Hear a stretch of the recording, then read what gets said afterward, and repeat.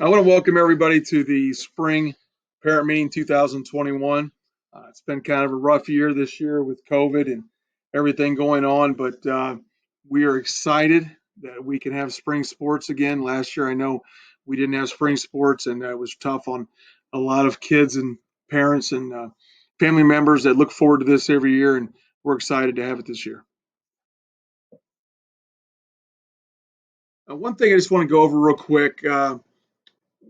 I know a lot of kids that play sports want to go to college and they want to play sports. Just want to reiterate that we want all of our kids to be able to go to college. That's got to be a goal, and I think it's a fantastic goal. But understand that it is something that is very very hard to achieve. Um, Less than 1% of the high school athletes that play high school sports will sign a Division One scholarship. And I think a lot of us think that that's going to happen to our kids. And I just want to just make sure that we understand that that is not the coach's responsibility. We are hoping that our coaches make better people so that they can go on in life and be better people in the future. But it's not the job of the coach to get you a scholarship. If your kid really wants to get a scholarship or go on to college to play, I think they have to work very hard in school and they have to go out and they have to sell themselves. They have to get online, email coaches, um, send videos out, whatever they want to do. It's not just the job of the coach. I think all of our coach will help all of our kids try to go to school, but we sometimes feel like I think travel sports have kind of fed into this. They will tell these kids that they're all going to give these kids a scholarship, and then when they don't get a scholarship, the travel coach blames the high school coach for that. It's not an easy thing to do. We had a state championship soccer team this year, and really only two of our girls are going on to play college sports. So um, we would love it if all of our kids got that opportunity. And I think as of right now, we have 8 of our student athletes going on to play college sports, which we're really excited about. But understand that when I say this, too many kids have been taught that the goal of high school sports is to achieve an athletic scholarship. Here's the truth. The goal of high school sports is to learn how to be a better person, better teammate, better communicator, and to enjoy your high school experience. And that's what we're hoping happens. The eligibility is I just want to go over that real quick, but understand that every kid right now is eligible for the spring because of COVID and kids that are online and kids that are doing half day schools and some kids are going Monday, Wednesday, Friday, some kids are going Tuesday, Thursday, some are in school face to face all the time. The state has waived all eligibility, but that will kick into effect again next year. So we want to make sure that we go over that. It's there for you to read, but I'll just be quick here. High school students must have passed 5 one-credit courses or equivalent in the preceding grading period. Understand that a course like gym does not count. It counts in your GPA, but it does not count when we're talking about those equivalent courses, those one-credit courses. So if you take 6 classes at the high school level and one of those is gym, and you fail a course, you would not be eligible then because that means you would only pass 4 of those credited courses. Now, all the courses count when you're talking about junior high. So that's a little different. At the high school, there's also a 1.5 grade point average that has to be met. But at the junior high, there is no grade point average. So there's a couple things there that you read through. Age requirement, that was changed a couple years ago. You're eligible in high school sports until the age of 20. Once you turn 20 years old, you're no longer eligible to play. So you can look through the rest of that if you would like. But again, this spring, there are no eligibility standards. Uh, I'll let you again read through the sportsmanship thing. We'll talk about it maybe later, but I'll let you read through that. We have had, um, I think we've done pretty good here at Madison with that. We just want to make sure that we are cheering on our own kids, that we are not, um, yelling at the opposing team or the opposing coaches, and hopefully we are cheering on all of our kids, and we're not hoping that one of our kids fails so that our kid gets to play. Okay, I'm hoping that we do a very good job of that, and cheers and chants and stuff should not be directed at opposing players or fans. Those should be promoted for us. And right now, with the lack of people in the stands, because we've only allowed, 15% of our capacity, you can hear everything that's set up there. So, and especially out there in the spring, when you're out at the ball fields. I hope that we don't yell at the other teams or do anything crazy like that. If you are ejected or removed from a sporting event, the OCC does have a policy where you will miss a week. That is any junior high or high school event for a week.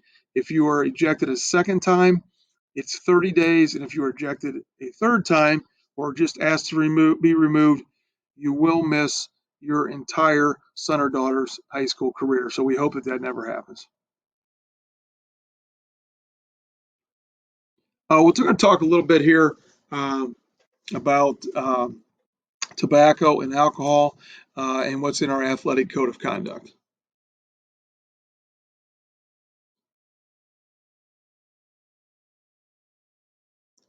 Only thing I want to say here with this slide is that understand that our tobacco and drug and alcohol policy is a 12-month policy. So we've had parents come to us sometimes and say, my child got in trouble with a cigarette or something in the summer, but there's no sports going on at that time. Or maybe you played soccer in the fall and you got in trouble in the winter. This is a 12-month policy. So if you do get caught with drugs or alcohol, you will be suspended, no matter whether it's in season or not in season. So I'll go over tobacco, and we've also included vaping in our tobacco policy. Some of the violations: use of possession of tobacco, first offense, suspension from the squad for 10% of total regular season contests. Second offense is removal from the athletic participation for the remainder of the current season. If season is completed or not in season, suspension will be 33% of the student's next activity. Use of possession of tobacco, third offense, suspension from all extracurricular activities for 1 calendar year. When we talk about alcohol use and drug abuse, the first offense, a student who has violated any portion of this policy may refer himself or herself, be referred to by a parent or peer to any school official without punitive consequences. We put that in because we're not here to try to get kids in trouble. We're here to help them. And this was put in, the self-referral, so that if some athlete came to a coach or came to a parent and said, I'm having an issue with drugs or alcohol, we would not suspend them. We would instead try to get them help. What we're saying is if somebody came, they really were in need, we would help them. But it's not, you can't use a self-referral if your kid is caught with a bag of marijuana at school or they were vaping during the season and they got caught. We don't want parents coming to us after the fact and saying, well, my son or daughter has a problem and therefore it should be a self-referral and there shouldn't be consequences. These were put in there so that if there was an issue, there was a problem, and somebody came, a kid felt confident in his coach and he could say, look, coach, I really need it. I need help. Then they would come and there would be no punishment. So that self-referral is in there, but understand it's not after somebody gets caught with the drugs or alcohol. First offense for alcohol and drug abuse, the student will be suspended from 33% of the organization's activities or contests.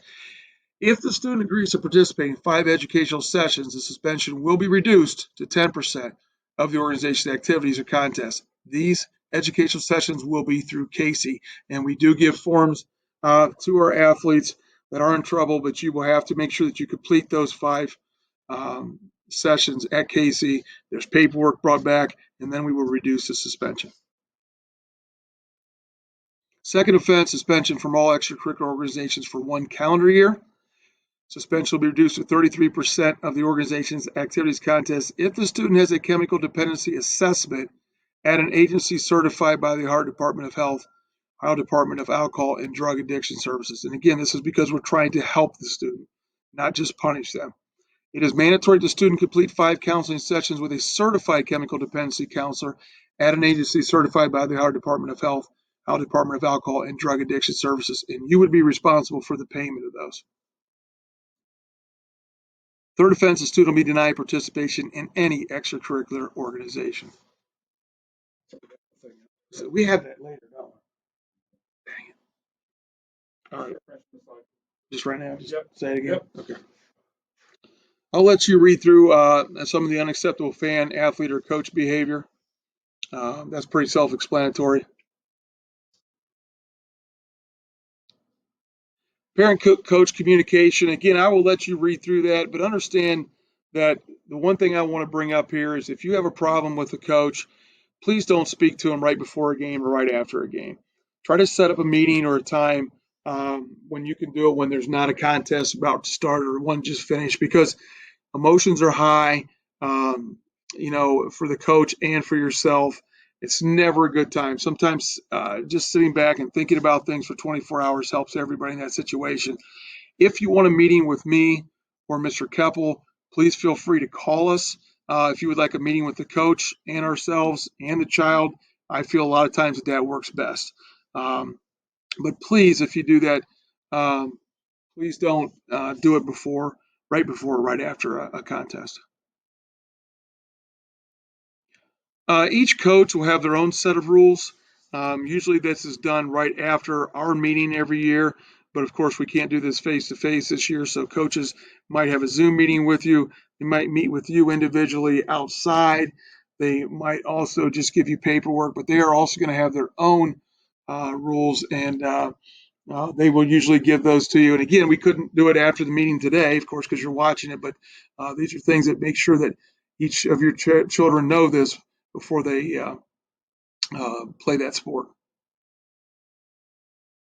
Some of the required forms, there you can just look through those. We need a physical form, of course, a concussion form, emergency medical card, parent permission, training rules, risk of injury. Those are your blue cards, orange cards, and yellow cards. Um, Also, you need to watch the Lindsay Law. We need that form back that you and your son or daughter watched the Lindsay Law, and also that you were able to view the parent meeting form, which you're doing here today, um, or watching the parent meeting. So you fill out that form also.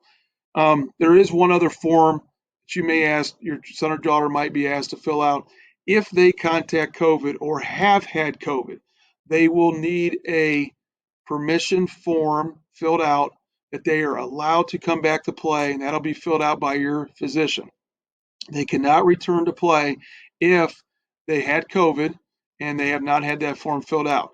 Aaron, our trainer, is collecting those forms, or our coaches are collecting those forms and giving those to Aaron. So that's something the state came up with just a couple of months ago, and those have to be filled out before you return to play in any sport. Just some of the policies there with COVID now. It's extremely important that parents, athletes, and coaches communicate during this pandemic. If your child is sick or showing symptoms, please keep them at home. I know in the past, a lot of kids and coaches have been like, hey, you need to come or you need to at least be there and watch practice. Right now, that's probably not a good idea. If they're showing any type of symptoms, getting sick, they're just going to make other kids sick, and they may end up quarantining the whole team. So, continue to emphasize proper hygiene, washing the hands. Kids should not share any clothing or equipment. Make sure that you go over that with your child. I know kids have said, well, can I borrow your shirt? Can I borrow your shoes? We're not doing that anymore. Athletes will be required to wear masks while on the bus to and from games. We have done that all year, and our coaches have done a fantastic job. So have our kids with that. Coaches will continue to take temperatures and ask questions related to COVID-19 to make sure athletes will be able to practice or participate in a contest. Um, the guidelines for individual sports are not quite out yet for all the spring sports, but those coaches will go over those with you. I am almost 100% sure, though, that everybody will be wearing a mask when they are not participating in the sport. So if they're on the sidelines, they're not running in track, or they're not playing tennis at the time, they will be required, I know, to wear a mask at that point. Just real quick there, Aaron is our trainer. I would advise every parent, if your son or daughter has an injury, make sure they see Aaron first before you go to your family doctor. Uh, if you feel more comfortable with your family doctor, I totally understand that. But a lot of times we have situations where somebody takes someone right to an emergency room with a sprained ankle, and that doctor writes them off for 2 weeks. 2 weeks in a fall season could be, a third of your season.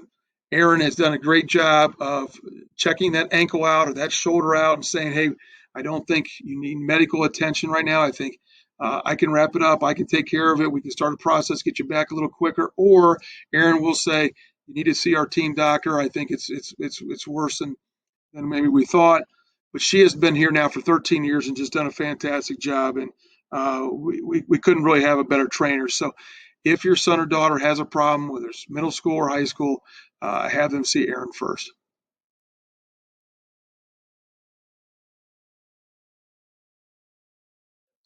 Dr. Ario is our team doctor. Aaron will usually send you to Dr. Ario first. Some of you have seen him. He comes over our football games, and sometimes he's here at some other games. He does a great job with our student athletes. He builds up a nice relationship with them, and just want to make sure that you kind of know who Dr. Ario is. Okay, in closing here, these are just some of our links that you would get on um, for your physical evaluation form, your Lindsay Law form. These are here for you to click and get, and make sure you turn those into your coaches.